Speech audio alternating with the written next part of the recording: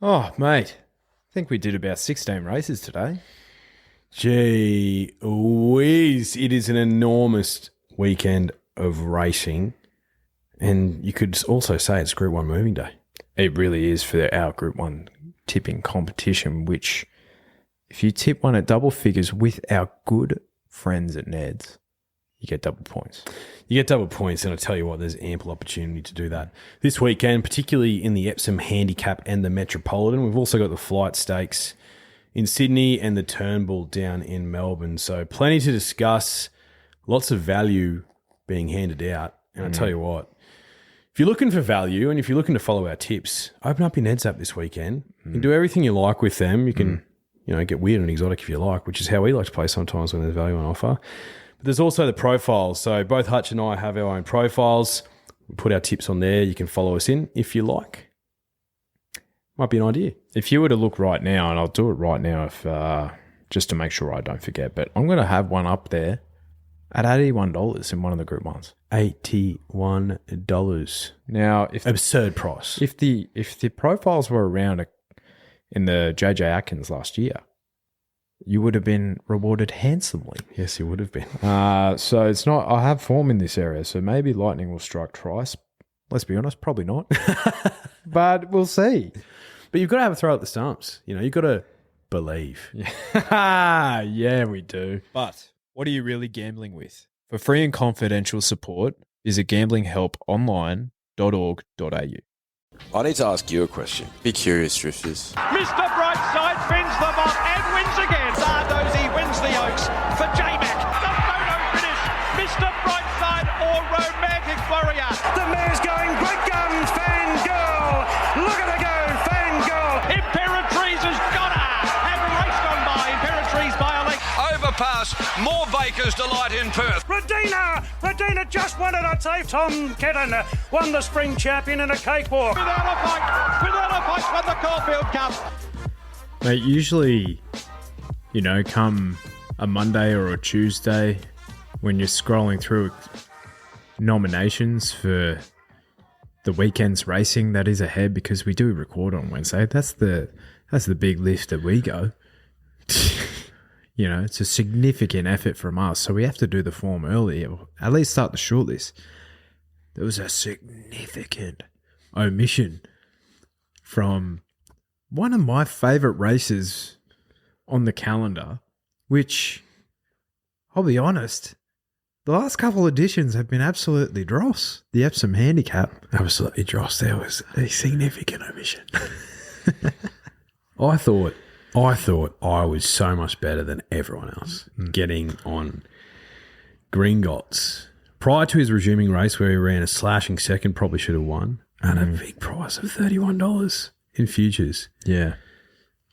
Only to find out Kieran Maher is not accepting in the Epsom Handicap with this race, with this horse. Why would he not do that? Because unbeknownst to me, there is a listed race called the Allen Brown in Sydney next week over 1,400 metres. That is worth $1.5 million, the exact same prize money as the Epsom Handicap. Right. What? Huh? It doesn't make any sense to me. Like, I understand the reasoning why Kieran Maher and Aussie Kier, who's the predominant owner of Gringotts, are taking that option because arguably they're thinking, we'll have another run at 1,400 metres in the listed race, which is worth just as much as the Epsom, and then we'll take him to that fucking Big Dance Bullion, which is on Melbourne Cup Day, right? I get, as an owner, that makes sense to me. Sure.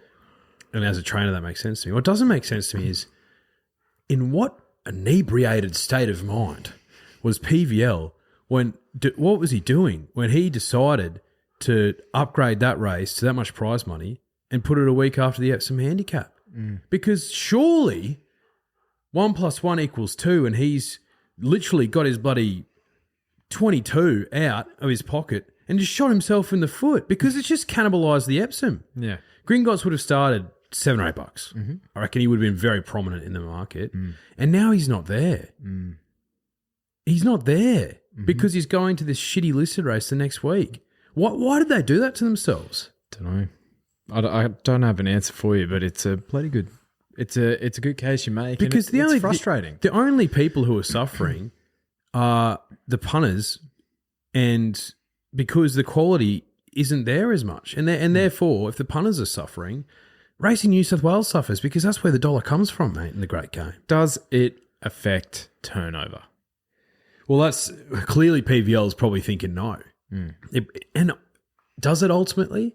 Probably not. Probably not, but I think it hinders the product, right? Yeah, you want your best horses racing in the best races.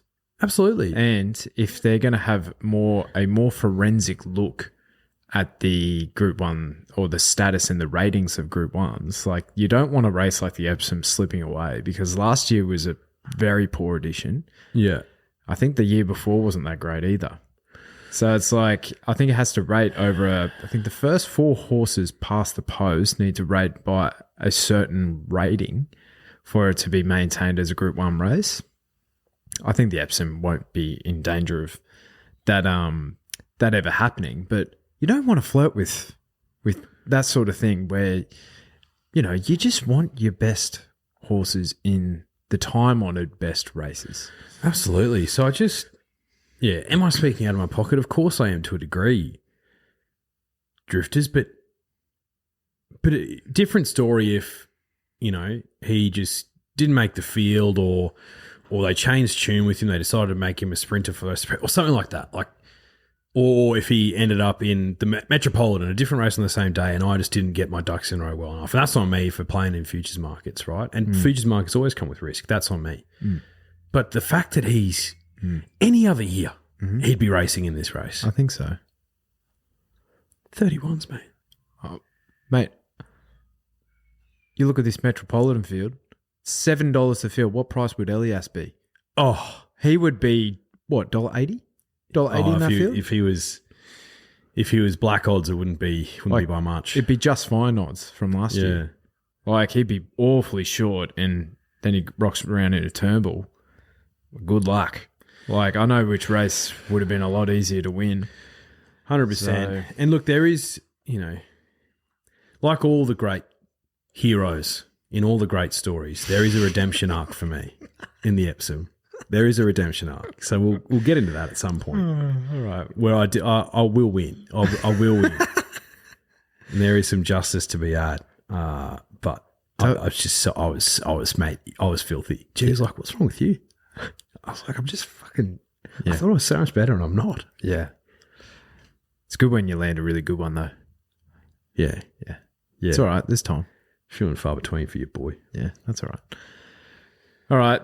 Tell you what, Group 1 racing this weekend, if you're in our tipping competition, it's almost like the first moving day. First of many. It really is. And if you're one of those dills who forgot to put your tips in, you can quickly make up some ground this weekend. Yeah. So there'll be some emails going around over the next few days.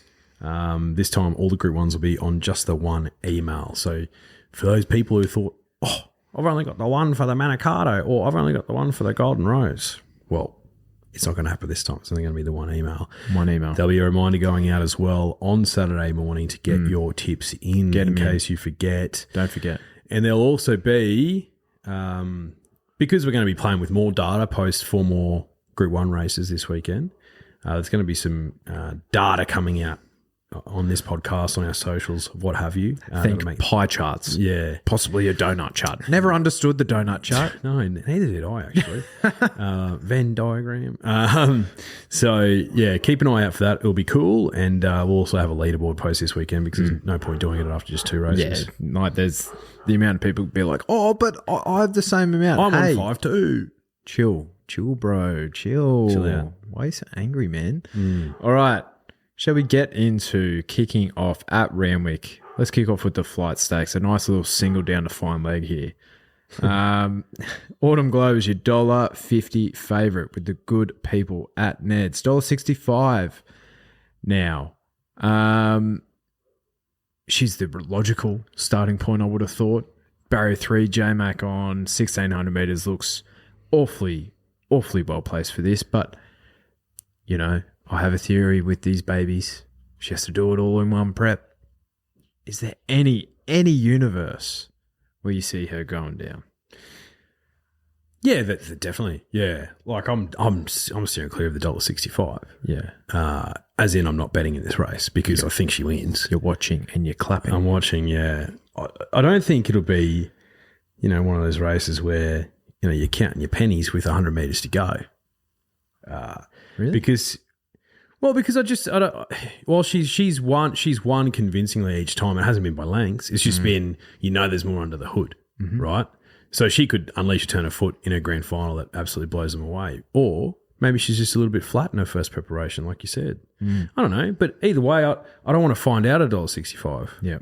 But I don't want to take her on either. If I was going to though, the ones for me would be the thing that bolted home for second last start, another filly by the autumn sun, number 2 Snow in May. I thought she was phenomenal coming home. She's on her first prep. She's in her second prep. And Johnny O'Shea's good with these 3-year-old fillies. The other one is Lady Shenandoah, who won last start. In a bunched finish, I'll probably question the quality coming out of the Air Ming Dynasty Quality Group 3 as opposed to the traditional Princess Series. I'd question that. But she's beaten the boys. And Zachy Lloyd on. He's in red-hot form. Yeah. Chris Waller. Same stable, obviously, as Autumn Glow, but, he can pop up a little, the $1.65 pop from my stable went down, but the $6 pop got up. He can do that. Yeah, he can. But no, I don't want to bet this race, mate. What are your thoughts? Oh, mate, I think, what would Chris Waller be without a dual acceptor as well, Decleachy Boulevard, who's also accepted in Melbourne. So good luck, punters. If she goes there, she's awfully well placed. Yeah, she is. Yeah. And I like that name too, Decleachy. Yeah. Bit of a leech. I thought it was, I kind of left her out of my calculations because I kind of thought she was going to be heading there. Yeah, I thought this was a very straightforward race, to be honest, mate. I thought Autumn Glow wins. I thought you could probably throw a blanket over those ones that you were talking about and adding in Lazura as well into your top 4. Any of these fillies you think could be maybe charging on towards an Oaks, or do you think it's too far away for him? Johnny Sargent's got one in there. He loves an Oaks filly. Yeah, maybe. Powers of Opal. Yeah, I reckon I've actually... No, I haven't got that wrong. I was like, have I got that wrong? No, she's in the Edward Manifold down in Melbourne. So, yeah, like... Decleachy kind of looks like that, But she's a son of she's a daughter of Schnitzel. So I don't. But there's 1 or 2 Schnitzels every generation that can potentially stretch out. Absolutely. What about the half sister of Winks, Wings of Desire?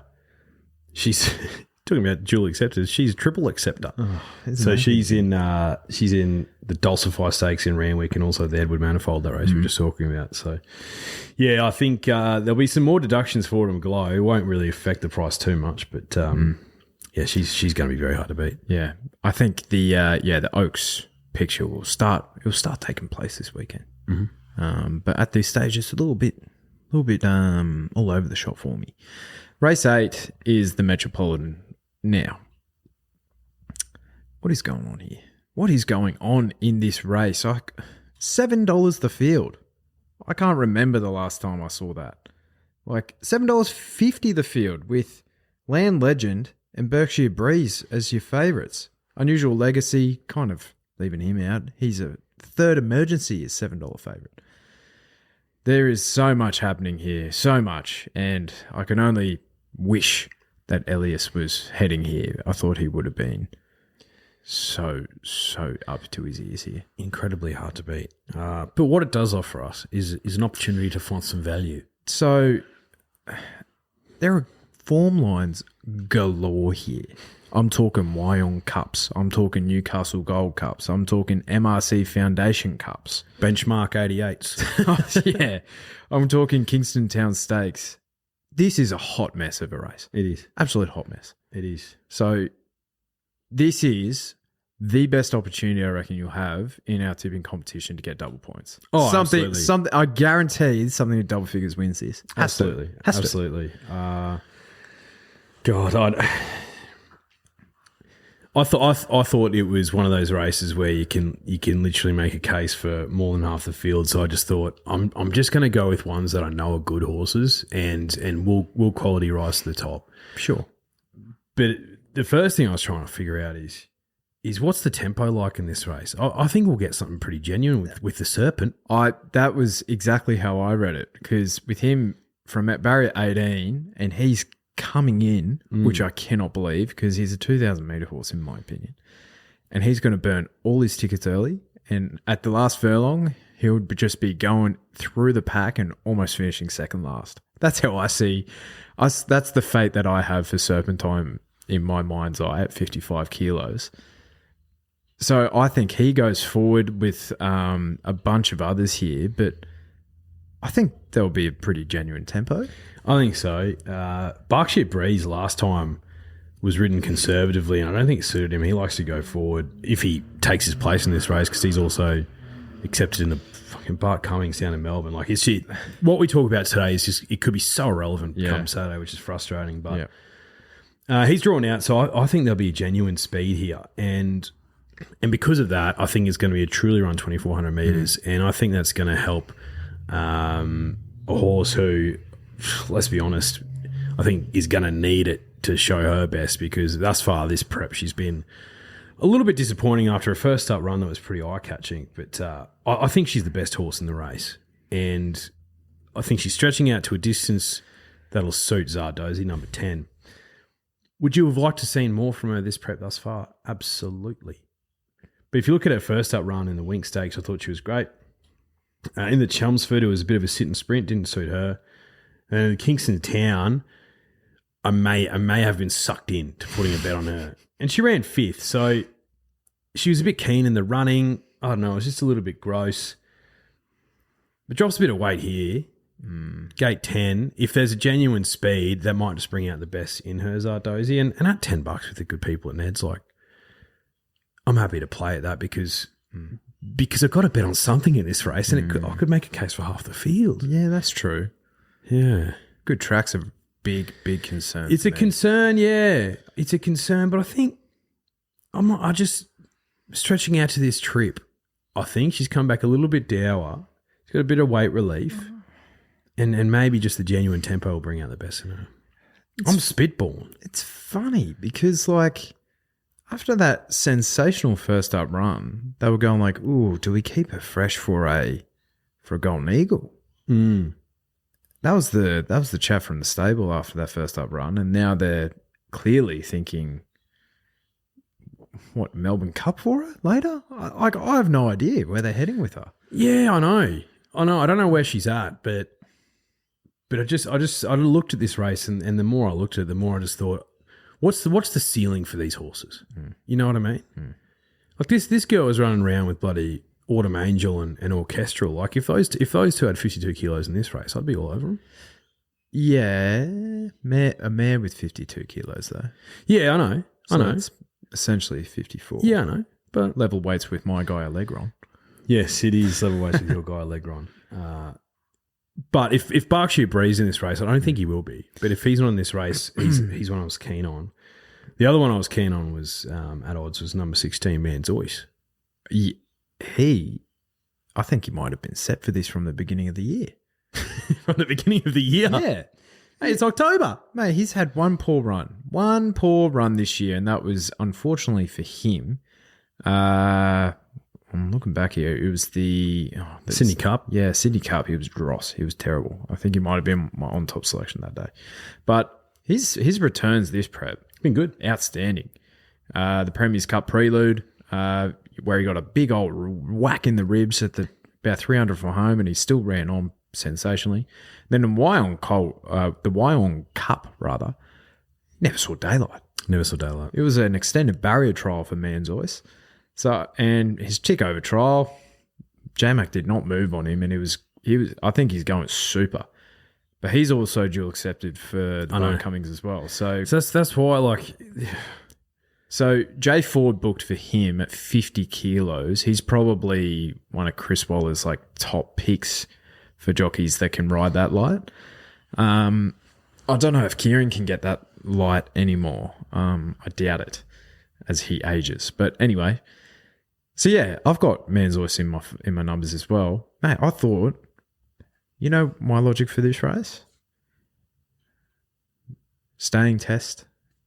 What's Kieran Maher got on the field? That's where my mind went to. And he's got 3. Berkshire Breeze, who's not one of mine. You can have it. And am I going to back the favourite in this race? Come race day, I might be. Yeah. Wycliffe, yeah, and again, a 41 starts, 8-year-old gelding, never raced at Group 1 level. That is the epitome in a nutshell of like where our middle distance ranks are at. Yeah. Future History is the one. And I had a look through his Melbourne form, looking at the racing.com data, and his best runs have been when there's been a genuine pace on. And I think he's going to get that here. Barrier 3, he's going to get the perfect run in the race. Good run with that sort of weight as well, like 51.5 kilos. And he only just missed in the MRC Foundation Cup, beating home Gear Up, who I have a lot of respect for, and the horse that you like, the Grey. St. George. Yeah, so I think he's the one that I didn't initially find, but when I was doing it a bit more, I was like, oh, hello, I think this horse can run a race here. And I think he's a silly price, and I think sets up really well for him. So Future History's on top for me. I had Manzois in for second at $15 if he's heading there. Land Legend is one we did not talk about. He's another one that's been found. He is the definition of one paced. Oh, yeah, God, yeah. So I think he's looking for this and then some. Because his win in the St. Leger, yes, it was good. But who did he beat that day? He beat the likes of Cleveland and Calipour. Calipour's shown something since, like winning what did he win? The Ramvet or something. Tancred. Yeah, not good. That doesn't read well, does it? It's not good. And he nearly put himself through the fence that day. So I think he's definitely looking for this trip, if not further.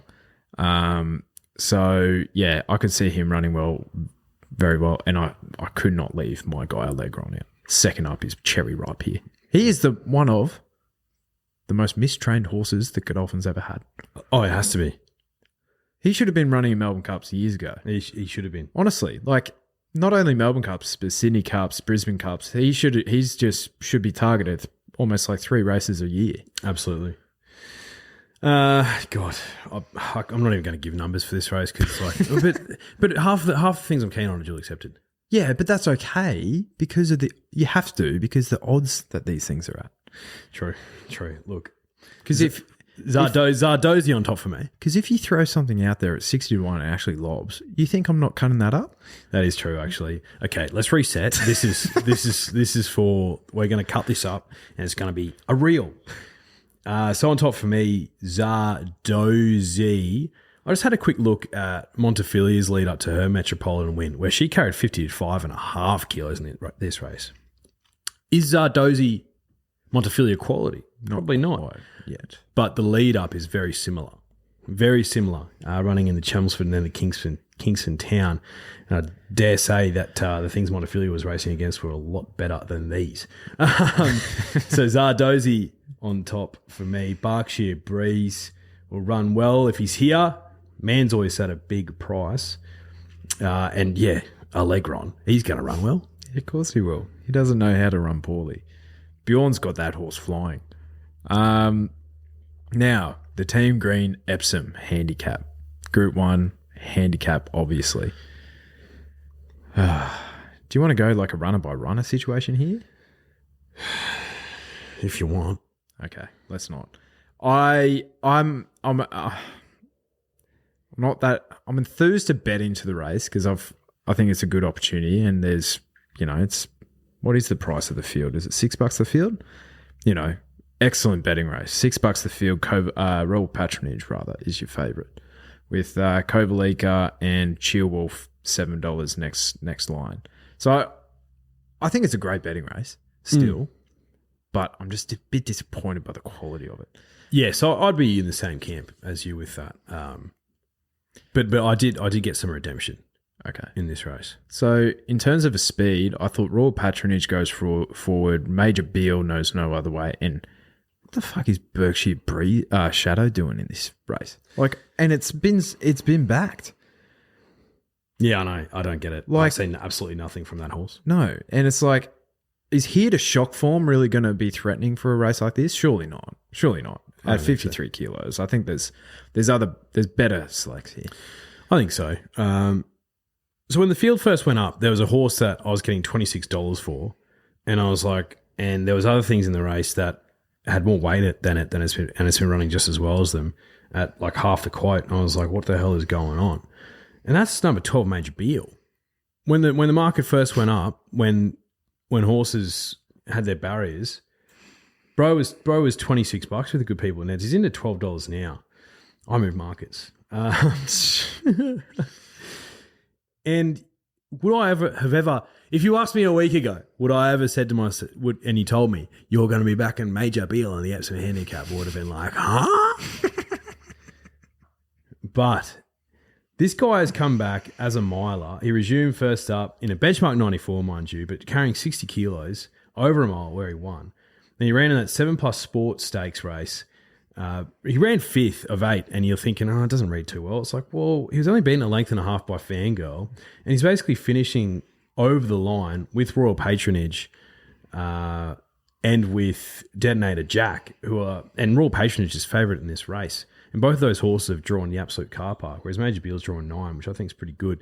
And with his racing pattern, if you watch a replay of the 7+ Sport Stakes, he led, and yeah, he got ran down with, sort of 60, 70 odd metres to go, but he actually found again in the line. So he's a tough horse to get past, and that was much better class than this race. And he was also carrying, what was he carrying in that race? 59 kilos. Well, it's way for age, so he'd be 4.5 kilos better off of Royal Patronage and Detonator. Exactly. So I know he's going to be in the running, and he's come back super this prep. And if you actually look at his record, if you take out all the races he's had at further than a mile since his Derby win, it doesn't read well, but every time he stepped out over sort of a mile, he's ran super. So maybe that's what this horse is, and they've just sort of figured it out for this prep. I like him in this race, and at that price, I don't need to bet him anymore because I got the 26s. So he's my top selection, Mighty Beale. Major Beale. Major Beale. He's mighty, though. That is a sensational case you've made. Yeah. Well done. I think you found the hole in the market. Well, I did, because they're not giving me 26s anymore. Yeah. No, it's very well done by you. Tell you what, I've got one that's got form around that horse that I'm putting in my top 4 as well, but I'll get to him.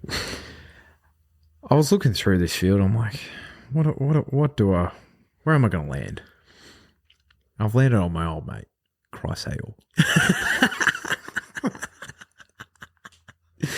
That was a sensational performance first up on a track that Chris Waller was shocked that he won that day. He's like, he looks at wet ground and he hates it, but I think that's just a testament of how well Flemington drains. So this horse, I think, was racing really, really well last prep without doing too much. I think he was finishing off really nicely, and the barrier kind of beat him in that Gunsing Classic, I feel, where Bases Loaded won that day at Eagle Farm. And Eagle Farm has a tendency of, like, if it is an absolute rock hard deck, it is a little bit hard to run on as well. So I think he's been going better than ever, Chrysaor. Craig Williams, and probably an elite lightweight jockey, 51.5 kilos, barrier 5. Like, all the stars are aligning for star thoroughbreds here. I can just see him getting run of the race sort of stuff, popping out. And he has a sharp, probably like 120 metre turn of foot. But that's all he needs to, run down your old mate, Major Beale. So I think he's one that I'm keen on. Couldn't go past my mate, old Tommy Kitten as well, but barrier 19 stinks for him. Might be a bit of a cat, Tommy Kitten. I think where's he going to go? Like, they've proven when he draws out, I think they have to take a risk. And ride him more aggressively, I feel. I think they need to try and find a position because I don't see a lot of speed in this race. So I think they try and find a position with a bit of 3 wide with a bit of cover about midfield, and he's definitely a winning chance. So I've got him in for second. The horse there's 2 big roughies that I've got into third and fourth here. The third one does have form around Major Bill, and that's Galeron.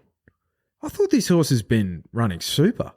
50 kilos. It had 61.5 last start, behind the likes of Floating and Bear on the Loose. But I think it's a really great placement by Neesham and Archibald, because they've gone like this. This is the Epsom handicap this year. It is so winnable. At $81, I'm having something that is going up on my Ned's profile, because I think that's a stupid price, especially because I think he's going to be another one that's going to be forward to midfield doing 0 work with another good lightweight jockey on with Andrew Collett to just be right behind the speed there as well. I think he's another one that can feature. And then what's Firestorm done wrong? Firestorm's done nothing wrong on the quick backup. $46. Beating Unusual Legacy home, who's the current favourite as third emergency in the Metro last week. She's been super this prep. I think she's a mare in form, and I don't know, $46, you could be doing way worse. Yeah, absolutely. Major Bill on top for me, and then I think looking at this race, I was like, well, what are the horses that actually have run around in higher quality races? And even if they're weighted not super well in this race, it's such a thin race, it doesn't really matter that much. So for me, to round out the top 4, Kovalika, Chia Wolf, and Royal Patronage. My concern though, if you're backing Chia Wolf, if you're diving in, where's he going to get to from that gate? I think he needs some pace on to be at his best, Shearwolf. And I don't think there's going to be a stack of pace in this race. He nearly won a derby, Shearwolf. He did. I think they've pulled, it's not unlike Jack, he's pulled the wrong rein. That is unlike him. Like, could you imagine, I would be backing that horse in a Metropolitan. So would I. So would I. Because he should have won that derby, that Australian derby. Valet, Reef Rocket. My question is whether he's going to end up in a Golden Eagle after this. Probably.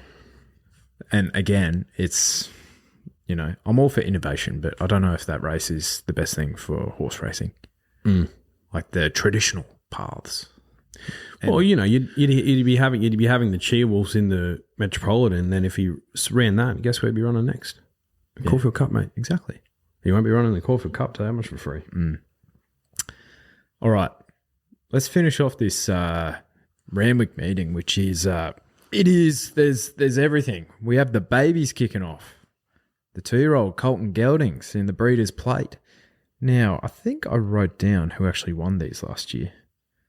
Espionage won this last year. He was one of the standout trialers from that trial day, which Racing New South Wales do really well. So, bit of a day in itself. Tell you what, I think obviously the first look that we've had at him, but there was a bunch of colt trials, and there was obviously the filly trials. The colts look to have length on the fillies at this stage. So that's my little very early prediction. Probably too early. But there was a few that I highlighted. Number 4, King Kirk. Very impressive. He crossed heels with about a furlong to go, and he climbed over the top of him lane, which was fantastic. And he'd had a ton of owners in that horse be out of my racehorse. North England was probably one of the most impressive trials of the day. Think your Scampy from last year. Scampy was like, after that, I think it was $6 in Golden Slipper markets. It's absurd, isn't it? North England is probably the same price for the slipper at this stage, I'd imagine. Without looking. Raging Force sat off the speed and had a really nice turn of foot as well. And Tuscany, for me, was probably the most impressive of those. I agree. Couldn't possibly bet in this race, but if I was forced to, I like the Tuscany trial, and J-Mac doesn't ride for that stable very often. So I think the ownership, so Newgate and China Horse Club, those Silks is probably pushed to have J-Mac on that horse. I think they'd probably think very highly of him too. So if you were to bet, it's pretty short, but he's the pick for me. Yeah. There was one that I was very keen on in the Gym Crack, and she's $3.70. I think that's surely favourite in this, but she was easily the best trial of the day, and that's, how would you pronounce her name? Icarian Dream? Yeah. We'll go with that. For Kieran Ma. She was so impressive. Basically hard held, and just, she looked the most professional of the fillies that came out. So I think she'll be ready to go. Manar won this last year. Interesting. Okay, cool. Yeah. Wow, that's for a filly who's still like doing something in the Princess Series as a 3-year-old. That's impressive that she got up that early. Yeah. Cool. I'm going to stick with J-Mac again in this one in Strata Verena at $8. Again, he doesn't really ride that often for Björn. She was hard held in the trial and did just enough. But the thing that drew me to her, that's Sire, Street Boss. I think he's just going up and up and up. Traffic Warden obviously being his main colt at the moment. So, again, probably won't be betting, but she's the one for me. Yeah, I don't usually like the blue points, but I guess we'll... Oh, yeah, true for a Carrion Dream. I guess we'll find out if she has a breathing issue after the race. Now, the race 4 is the Dulcify Stakes, listed set weights over the mile for the 3-year-olds. Now, if I was backing this horse in a Caulfield Guineas prelude, there's no way I'm not backing it here, depth of character. Just too far back first up. I thought he finished off fine. Hopefully, pardon me, equal weights here. And, there's no angel capitals in this field. No, there isn't. And it's $12. Yeah, phenomenal price. I'm going to keep my powder dry just to see where Wings of Desire ends up. If she's in this race, I'm happy to back her from what I've seen. The sister. Half sister of greatness. Now, the Premier Stakes. Did you see Lady of Camelot got an Everest slot? I did see that. I thought that was troubling. I thought that was troubling as well. Is that too dramatic? Well, do you know what I think? I think James Harron was sort of sitting there thinking, shit, I really need my guy, Bodyguard, to run super in the Danehill this weekend. And if he does, I'm happy to take him in the Everest. If he doesn't, I don't know what I'm going to do. I reckon Sir Owen of Go Bloodstock, those Silks fame, probably got on the blower or vice versa and said, hey, notice you haven't got anything yet. I don't know what you're thinking, but I really want to get my filly into this race. Can I lease the slot off you so I can run it? This is what I'm offering cash-wise. And James probably thought, you know what? That's a phenomenal idea. Here you go, bruh. Honestly. Because I think if I was Sir Owen, I'm looking at this field and thinking to myself, well, the only pace up front as it stands right now is Stormboy. And he can miss the jump. And he's also probably thinking, my filly beat him fair and square in a golden slipper. I'm going to take it to the Everest. So here's the field so far, right? Trackside Media, I Wish I'll Win, Newgate, Steffi Magnetica, Chris Waller, Jolly Star.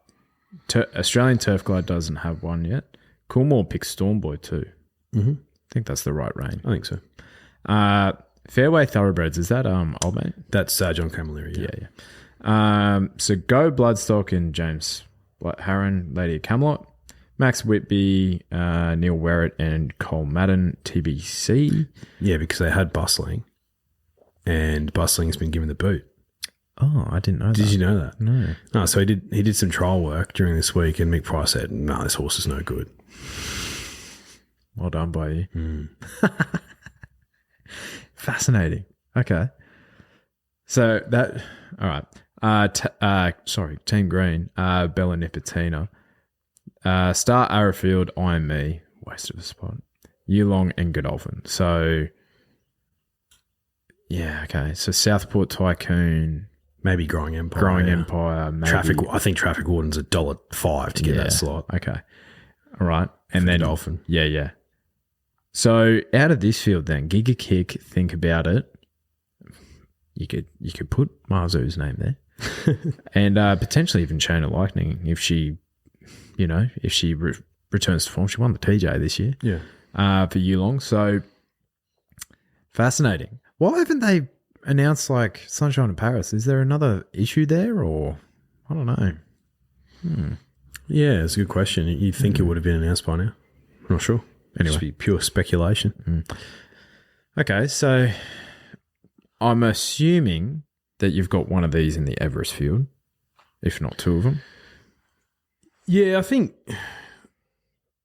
Well, as it stands right now, out of this race, if you had to ask me which horse are you picking for your Everest slot, Bella's already got one.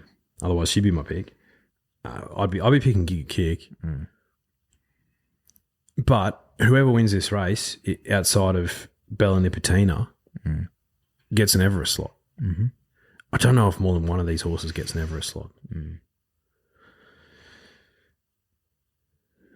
5 slots left. 2 of them are, Pretty much sewed up. Yeah, with Yulong half sewn up. So AT's, the Australian Turf Club, and I guess that Max Whitby and Neil Werrett slot. So they're taking either one of Giga Kick, Overpass, Think About It, Private Eye. I don't know. Is there any other 3-year-olds running around? Hey, Sugi? Probably not. Probably not. The fact that she's not running this weekend makes you think she's going to go for a spell. Or be freshened up for the Coolmore. Okay. Yeah, you're probably right. Interesting. Yeah. And do you know what I think is going to throw a spanner in the works? Bella Nips wins it? Bella Nips wins this. So, yeah. Yeah. Unless Giga Kick, first up after 12 months, he ran fine. He ran fine, and I think with all that condition, if he strips fitter, if he storms home for second or even third in this, would not be surprised if he gets a slot because he can. There's upside to that. But as it stands right now, I think Bella's number 1 seed for the Everest. Yeah, I think so. Because she's not going to put in a poor performance. Think about it from gate 8. Oh, where does he get to? Like, there's Coal Crusher leading. Marzu jumps well. Bella will jump well. Like if he's caught 3 wide, Jason Collette on. I think he's started drawing really poorly, hasn't he? He has, and during his run, he drew super every single time. Yeah, he did. He's a horse who needs to land up on pace because he's not a sharp turn of foot horse. He's not going to get himself out of trouble like that. He's a grinding bulldog. Think about it. I think he'll run well here. You're not a conspiracy theorist. Are Godolphin thinking that my old mate, I saw had the ultimate gear change in the last, who had a trial against Think About It recently, Corniche. Now that would be a significant upgrade from like what the current level that he's at. But are they going like, you know what, we don't want to bang up Traffic Warden, let's keep him fresh for a Coolmore? And Corniche is honestly probably the next in line. Probably is, yeah. For them. And since that trial was where he was dynamic, Think About It goes out there, wins. Corniche goes out, beats the likes of Ostraka, who's flying for Annabelle Neesham at the moment. Oh, look, I think it's a bit tinfoil hatty. It's not completely out of question, but I'd be very surprised, particularly if, as they're talking about, the Everest gets that Group 1 tag prior to its running, because true, winning the Everest, the first Group 1 edition of the Everest as a 3-year-old colt, name your price, bruh. It's the year to do it. So for what it's worth in this particular race, fascinating contest. I think Bella Nipotina wins. Yeah. But I really do want to see Giga Kick run well. I really do. Yeah. He's just going to have to... I think he's got it in him, but he'd have to improve significantly from that first up run. Significantly. Yep. Think about it. Need to see it from him. Because, the last I heard, this horse could win a Cox Plate. Yeah. And he was trained as such and failed miserably. Could that have wrecked him for 12 months? Potentially. Can have him. All right, let's go to Flemington. Now, a little bit of rain around, but I think it will be fine. Rail is out 9 metres, which you don't really see too much on a Saturday Flemington meeting, but you see it every now and then. I guess they got to keep it pristine for Cup Week as well. Now, race 8 is the Turnbull Stakes, 2,000 metres, Group 1, set weights and penalties. Now, it was a sensational win last year, but the industry kind of overreacted a little bit when Gold Trip won that race. They're like, oh my God, this is the best horse in Australia by a country mile. Bit of cut out in the ground that day, and it didn't prove to be for Gold Trip, but he was a very good horse nonetheless. Via Sistina with the good people at Ned's is second elect now that I refresh my screen. $4.60 behind the likes of Buckaroo. Are you giving her another chance? I think if you are keen on her, drifters, keep your powder dry because you might get a better price. You reckon? I don't think so. You don't think so? I reckon she'll start favourite. You reckon? Yeah. I think people will sort of be spooked by that last start. Yeah, but there's so many things that can be explained. So I think the big boys are going to go like, you know what? Let's whack this thing. Let's go again, because now it's the perfect setup. It's going to be dry weather. She got too far back. There's no Pride of Jenny. No Pride Jenny. Like, I think there's stays in this field. I think it's a much better setup for her. Yeah. Look, is she my top selection? No, but Really? No, she's not. And the only reason why is because it's not weight for age. And I hate the set weights and penalties races for the mares. Particularly the ones that, yes, she's won 2 Group 1s here. And that first up, sorry mate, the first one in the Randwick that she won was phenomenal and dynamic, fresh off the plane. Going this way anti-clockwise, Flemington, I want to see it from her. She could come out here and absolutely blow them away, but not with mine on. Okay. I can understand the push for Buckaroo because he was phenomenal last start in the Underwood. Absolutely he was. And he's only got a kilo more than Via Sistina. He's been fantastic this prep. Gets the Magic Man again. Damien Lane, he's riding pretty dross at the moment as well on Via Sistina. I remember when he was handed the reins of Very Elegant in the Turnbull and Incentivize won that race, and she ran third, and she just didn't look comfortable the entire race. I think maybe Via Sistina is cutting that mould. Just needs a bit of a come on, getting the line tight. Whereas Damien Lane's not that tight. Matt, isn't he? I don't know. He rides the Japanese horses when they get here. Like, he's going to be on prognosis. That horse is Nutcase. One of the biggest nutcases. I think he might have a bit of the linebackers about him. He might do. Look, I was on him resuming, and maybe the Mackay Diva being run at a bit of a frantic pace by Pride of Jenny up front suited him as a resuming stay, a warmonger. But like at $12 with the good people at Ned's, Mickey D treated pretty well at the weights. Like 2,000 metres Flemington, like he could just explode again. Warmonger. Afraid of where he gets to in this race. There's not an obvious sort of leader or pace on. I'm prepared to forgive place to Carousel as well. She ran a race before she even jumped last start in the Underwood. She draws well here. She's only got 55 kilos, Benny Mellamon. Prepared to forgive her for one poor run, and she's a good price as well. So they're the two I'm looking at, but Via Sistina and Buckaroo are definitely in my numbers, so that's my top 4, and just trying to suss it out, you know. I think this is one of the great overreactions on Elias. How when he would have been all prep towards Metropolitan, which is 2 furlongs further, and this is a way harder field. And he's come up third on the third line of betting at $5. Barry 16. Like, with all due respect, Ethan Brown on. Like, surely not. Maybe they just think he's that good. Maybe they do. Yeah, maybe they do. $5 is short, but I think I would not be surprised to see him run well. I'm wary of the picket fence. The Turnbull can just throw up something. You know what I mean? Yeah. Like, it's because it's. I think people forget it's a set weights and penalties race, and it just only can be a small thing when you're reading through the form. But like, Via Sistina's a mare. She's got 57, right? So Elias is treated 2.5 kilos better than her at weight for age. Like, yeah, I guess so. But these sort of races for me are just a little bit gross. Like, she's not Winks, and Winks could carry bloody 63 kilos in this race and put into the sword.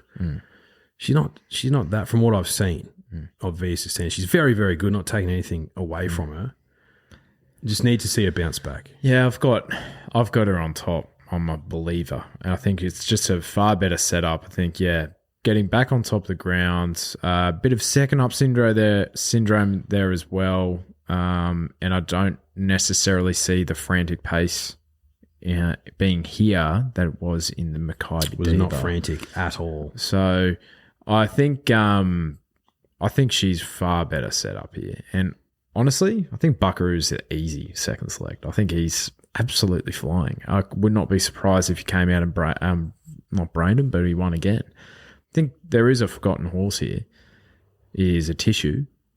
You could basically copy and paste what I said for Via Sistina for her as well. She was really good resuming. Basically, who was on? Frosty was on her that day and said, oh, God, she just absolutely hated those conditions being back in the field. Her Flemington record is elite, especially over this distance. So I think she's one that I'm definitely keeping safe in my numbers. And then Warmonger's the other one. I think he was clearly the eye catcher in the Mackay Diva. Just a tough horse, Warmonger. Yeah, I'm a big fan. Big fan of him. Interesting that both of us left Elias out of our numbers, though. Just didn't have the room. All right. Now, the Maribyrnong Trial, race 2, is 1,000 metre listed for the 2-year-olds. Mate, Bodyguard won this last year. So I think it's these 2-year-old races last year, it was definitely a good crop. Now, Gambler was scratched from Sydney to come down here. He was third behind Tuscany, who I thought was the best trialer. So I thought I could have a little spec at him at 12s. But, yeah, typically with these ones as well, you kind of watch the market, see what happens. Yeah, absolutely. Remember Hummer? Yeah. Price tag's out of Hummer. Yeah, right. So we'll keep a close eye on her. A little filly in those silks. But, just a watch race for your boy. Yeah, I would have thought so. Now, the Superimposed Stakes, 1,800, listed for the 3-year-old set weights and penalties here as well. Did you have any firm opinion in this race? I thought this was very difficult. Yeah, super difficult. There's a horse that is coming over from New Zealand in those silks, Truth or Dare, that race in Cranbourne a couple of weeks ago and did it super easy. So it could be that just New Zealand form, coming over. They've brought a smarty that's going to run well, but it's $8, Truth or Dare, number 7. But yeah, no, don't have a firm opinion on this race. Yeah, it's either you go with the Derby trial form or you go with alternative maiden form. Yeah.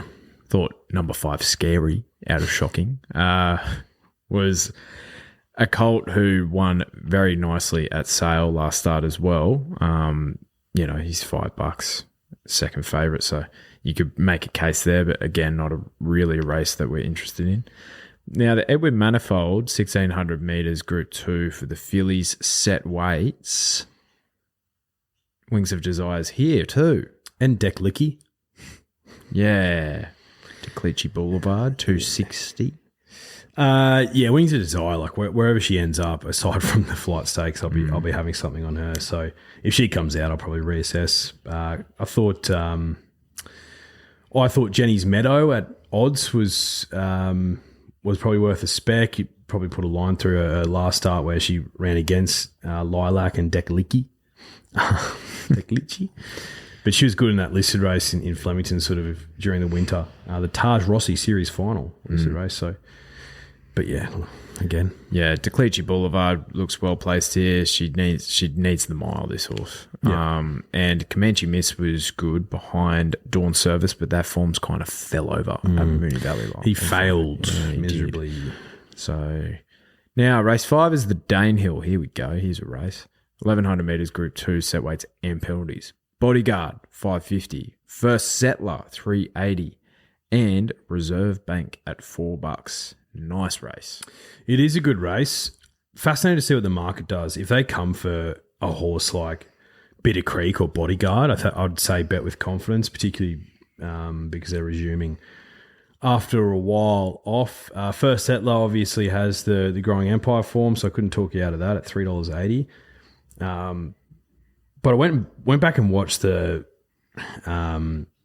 win of number 7 Reserve Bank at Ballarat. This guy is a Saturday class colt, and the stable's got a really high opinion of him, Reserve Bank. So he's probably the one that I'm keen on because he just looks like a horse who, if he came here and brained him, he could be probably a Coolmore type. You know what I mean? But I think that you could say that with any of these horses if they do super well.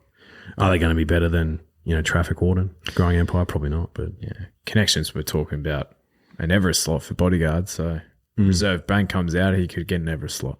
Yeah, lol. You never know. Yeah, Bodyguard have to 550. One at the track.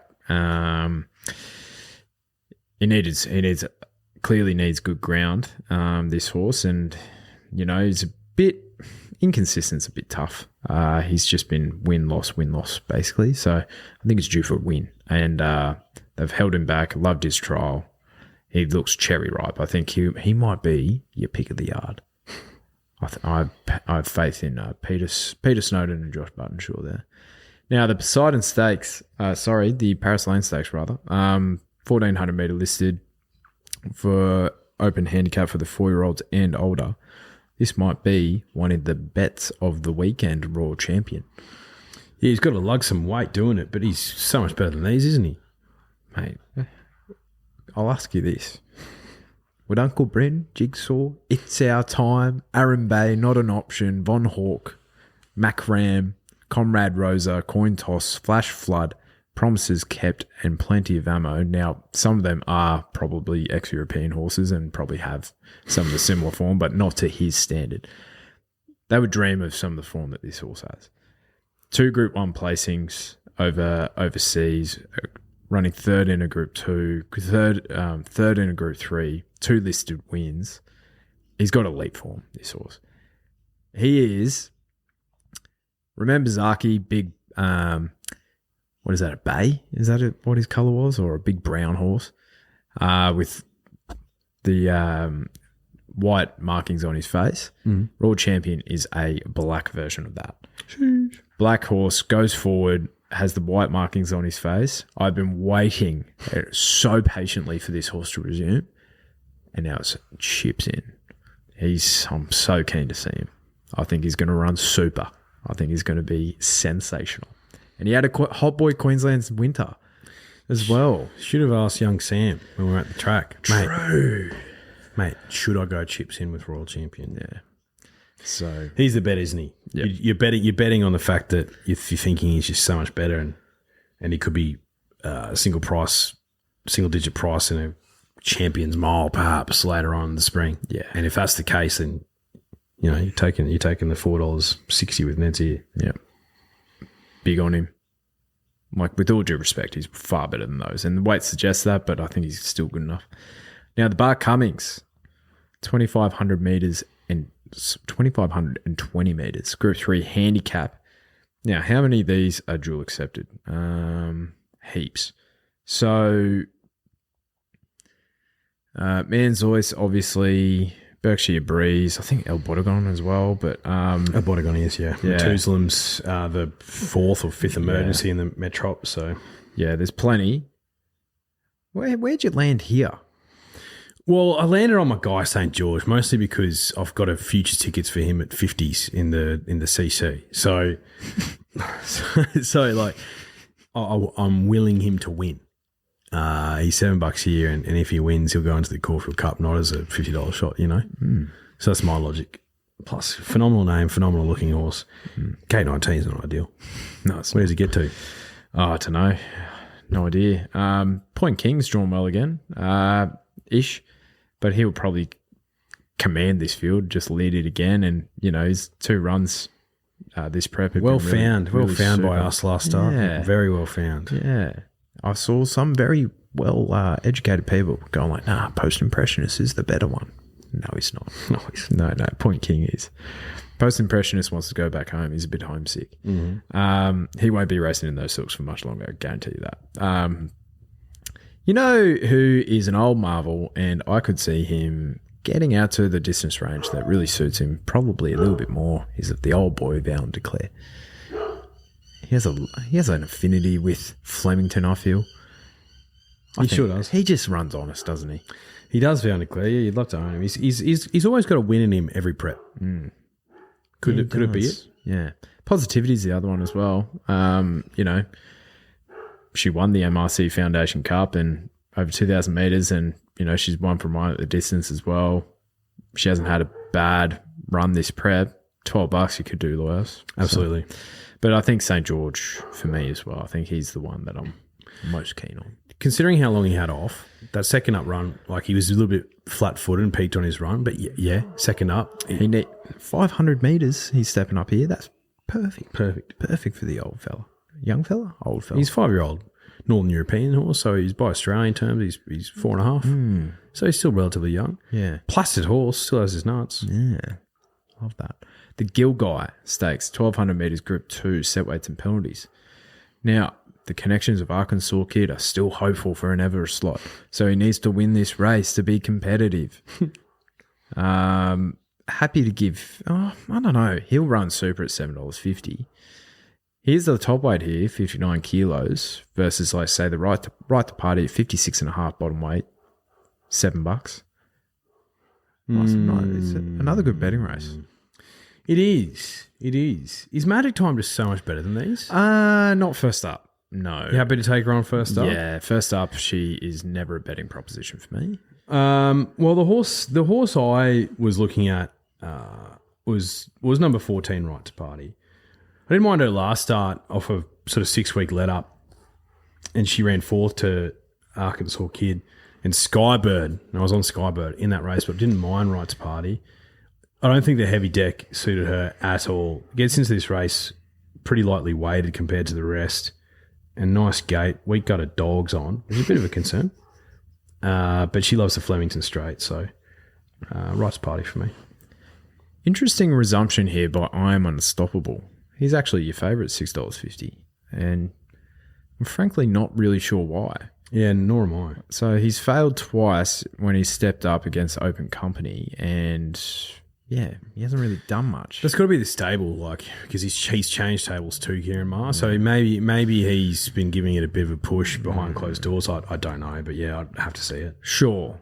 You know, there's some horses that trial super, but when it comes up to, like, Malkovich, one of the great trialers of all time, but couldn't win on the racetrack. One of the all-time great trialers. I thought Ripcord was a big price here. Ripcord is a big price. Yeah, like the Western Australian horse. $11, you know, wasn't his day in the quokka.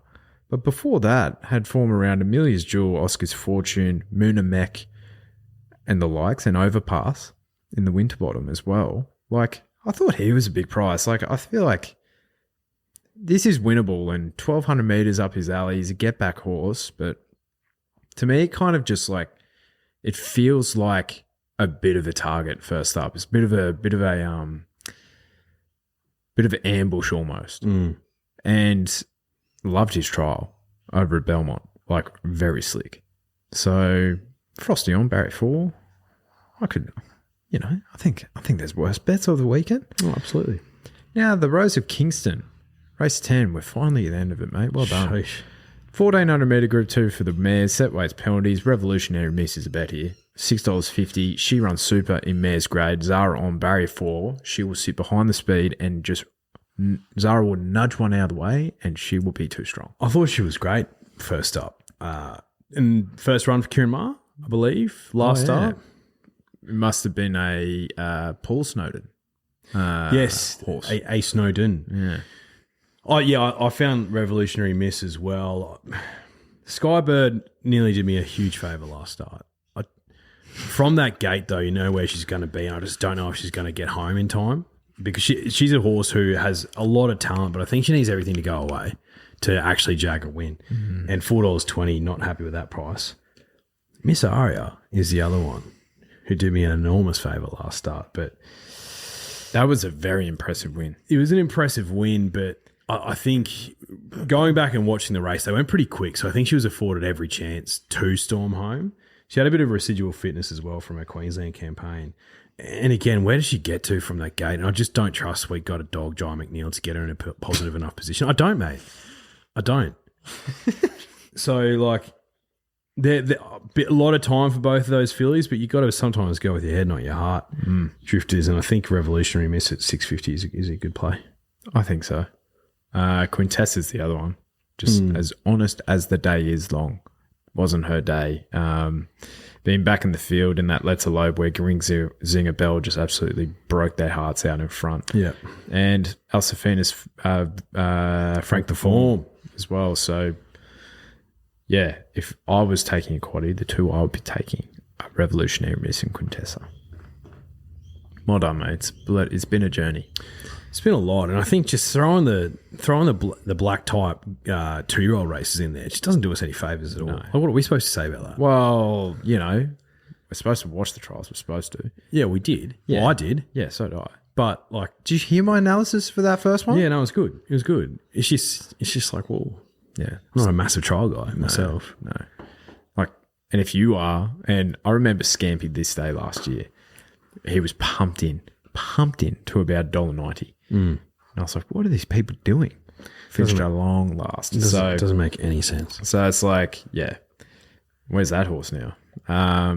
So anyway, yes, as we said, tipping comp, email sent out, Friday? No, the email will be sent out tomorrow. Wow, Thursday. Yeah, give them plenty of notice. And so I sent it out on a Thursday morning. Then you'll get a reminder on a Saturday morning to get your tips in. I'd say tips would be due in at 11 a.m. on Saturday morning. Plenty of time after scratchings. If you want to save it until then. Plenty of time. All right. We'll see you Sunday. See you, Drifters.